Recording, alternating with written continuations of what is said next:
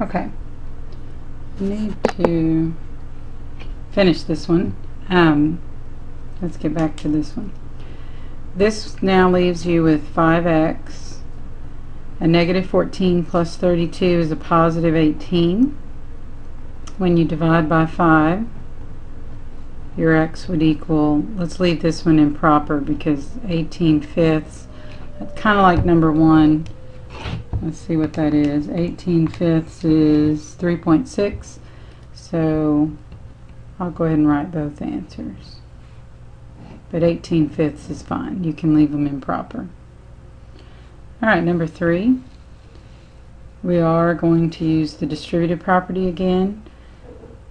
2 times 4 is 8a. 4 times 8 is negative 32. The reason it's negative, you do want to remember this minus sign means your 8 is negative. When you distribute a 1/7, you're really dividing by 7, or if you want to think of it as multiplication, you can too. 1/7, a 7th of 49 is 7, and a 7th of 70 is 10. Moving the a term to the right side, from the right side to the left side, you're going to subtract 7a on both sides.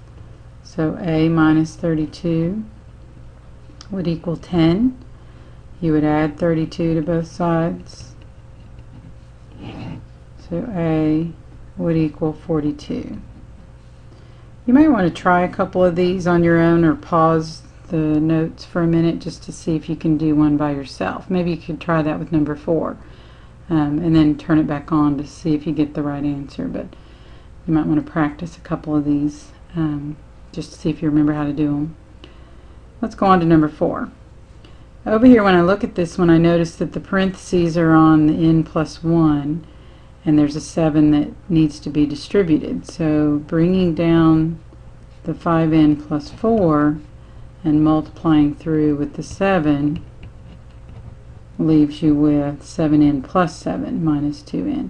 Now, because there's a 2n that's subtracted from the 7n over here on the right side, you want to go ahead and do that. It's called combining like terms. So 7n subtract 2n is 5n. Now this is an interesting one, because if we started to move the n term, let's just say from either side, do you notice that you isolate or remove both of them? Well, this is not a true statement. 4 is really not equal to 7. So since this is a false statement, there is no solution. And that does happen sometimes. There's no solution for n on this one to make that a true equation. Okay, moving on to inequalities. That's when we use the symbols like 5 and 6 here. This one means greater than or equal to, because the line underneath right here. Alright, this one, the easiest way I noticed to get rid of this divided by 2 here, the opposite of division is multiplication. So if you took and multiplied both sides of the equation, inequality by 2, what happens on the right side, the 2's cancel out. So if we bring down our greater than or equal to sign on the right side here, we get n plus 1.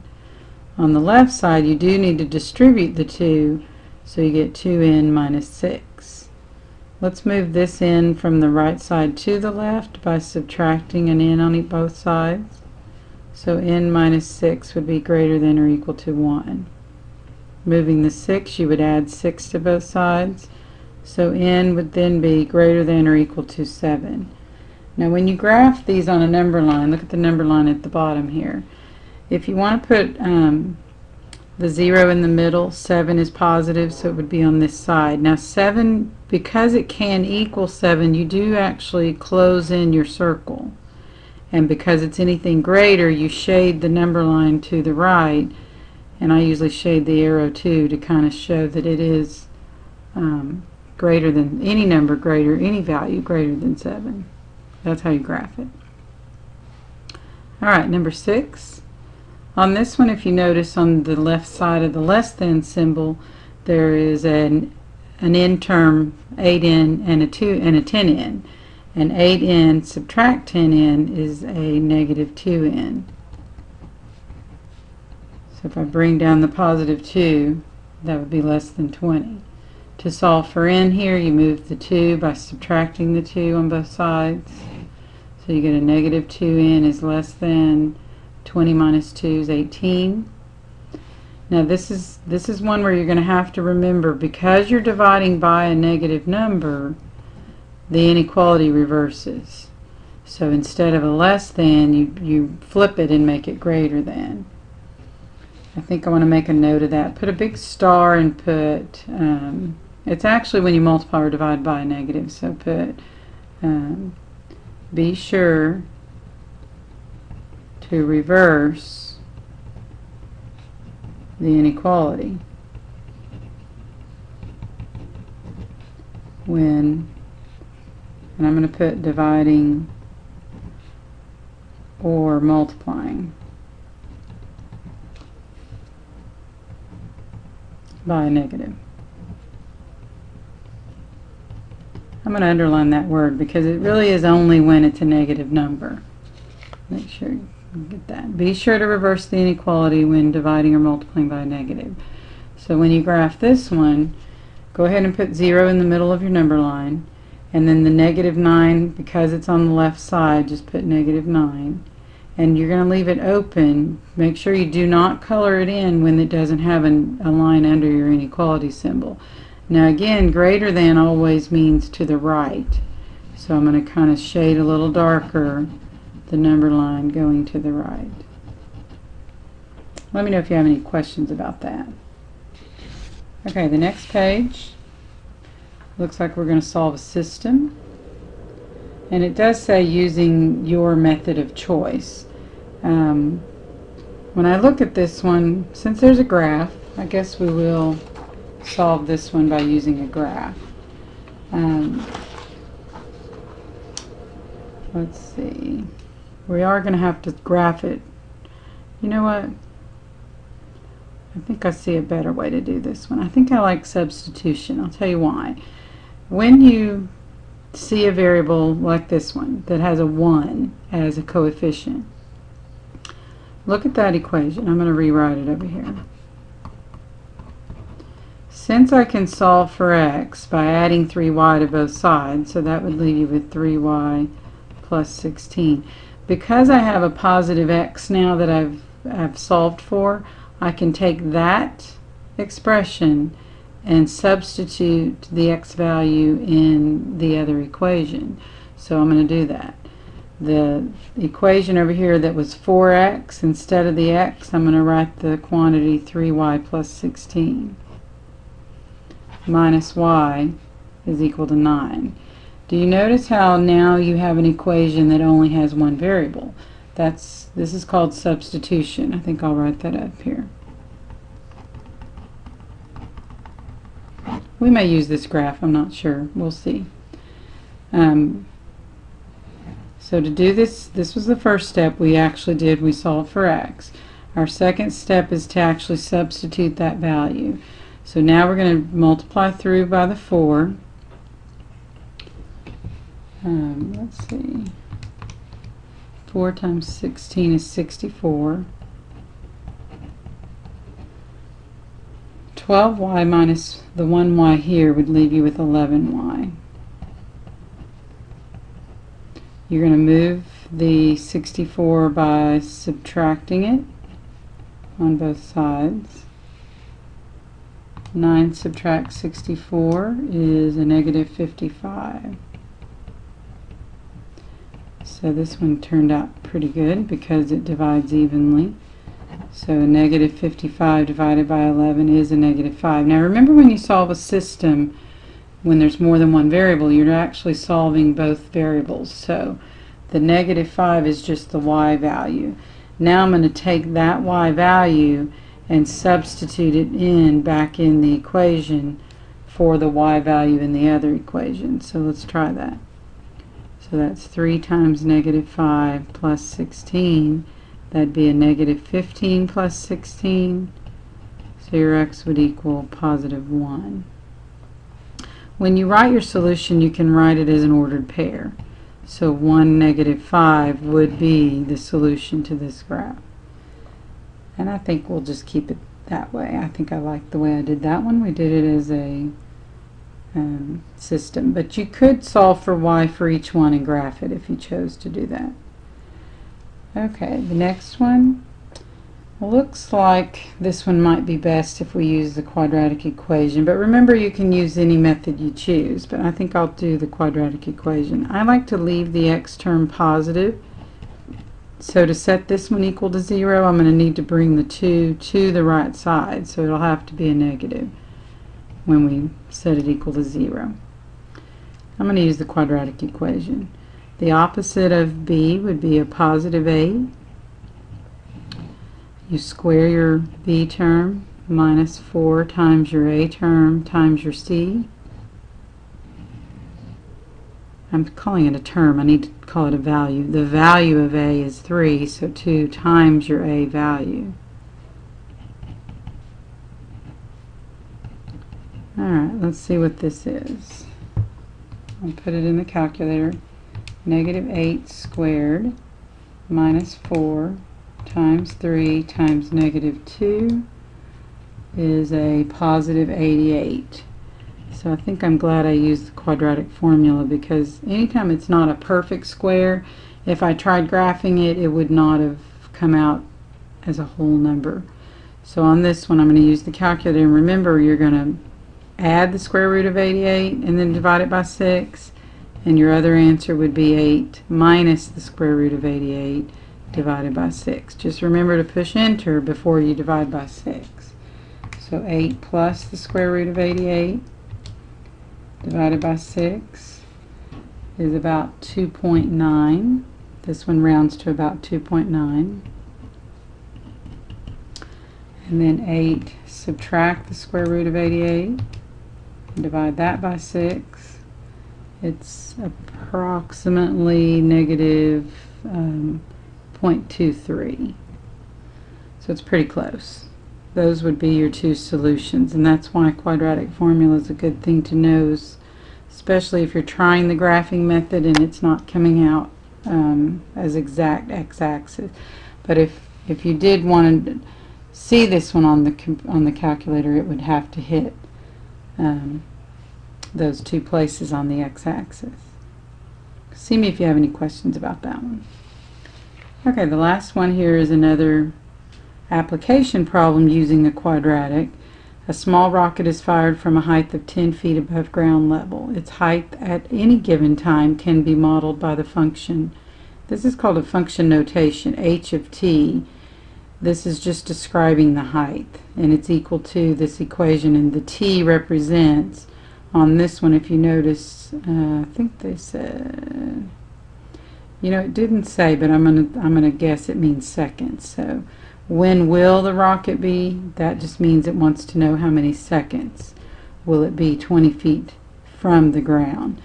Let me help you remember how to use the calculator to do that. Let's move it up a little bit.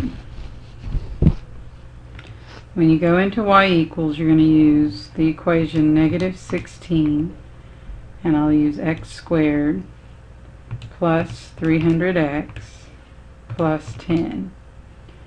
And let's graph that. Let's see if I can see it. Okay, notice that when I push graph, you're not seeing anything. Let's go to the table. The reason we're not seeing anything, let me reset this at 0, is if you'll notice, even after 0 seconds, it's 10 feet above the ground, and then it goes all the way up to, wow, pretty high. I mean, at 13 seconds, it's at 1,206 feet. So then it starts coming back down. Okay. So on this one, the reason we're not seeing it is because it goes up so high. So I want to show you how to see that on the calculator. Let me push the window, and remember the highest height was like 1,200. Let's make it 1,500 so that you can maybe see the path of the parabola. Okay, see how it's going up? And the reason you see it now is I went into the table to find out what the highest point was going to be.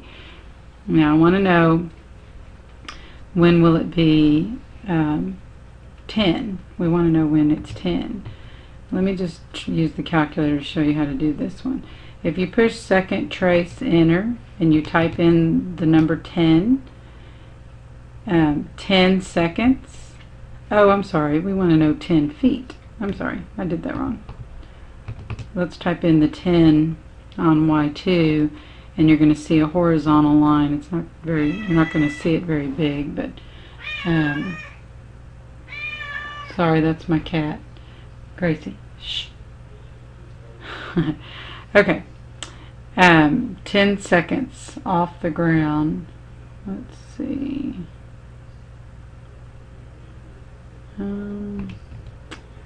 This one's not going to work. Let me just make sure.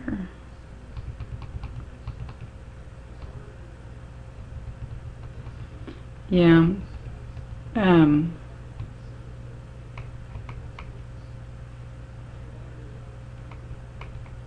Maybe it will.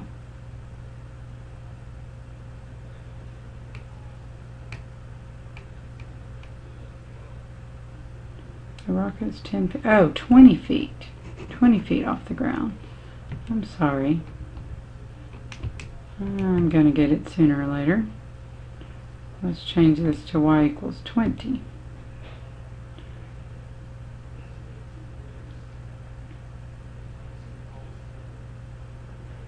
Okay. Let's see. The graph. Let's see if I can do an intersection here.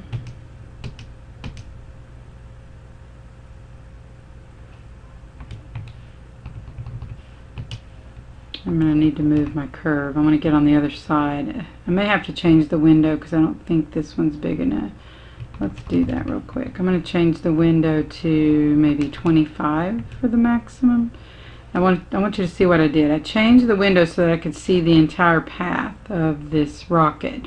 So the rocket's it's fired at 10 feet off the ground. You can't really see that, but that means 0, 10 is the y-intercept. And then it's going up and then it's coming back down. And they want to know when will the rocket be 20 feet off the ground. So we're going to go to, I'm going to see if I can get the intersection point on that curve. So move the cursor after you do second intersect. You move the cursor kind of over to that curve and then push enter and it should tell us. Yes, it does. Okay. I need to probably go through that one more time. It took me a minute to remember how to do this one. Because I'm trying to do it without the quadratic formula, which is fine, but I'll show you we could do it both ways. But this is your answer right here. It's about 18.7 feet. No, I'm sorry, seconds. When it's 20 feet off the ground. So, you know, a rocket goes pretty quickly, so that's what's happening with this curve here.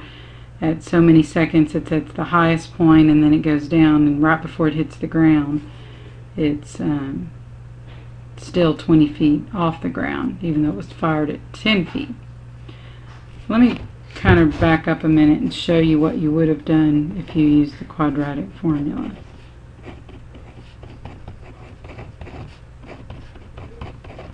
Okay, we're replacing 20 with your height on this one. And remember, to use the quadratic formula, you want to set everything equal to 0. And it's a little bit easier to do when you bring this over and make it positive. So I'm going to bring all of these from the right side of the equation to the left side of the equation. So everything that's negative becomes positive, and everything that's positive becomes negative.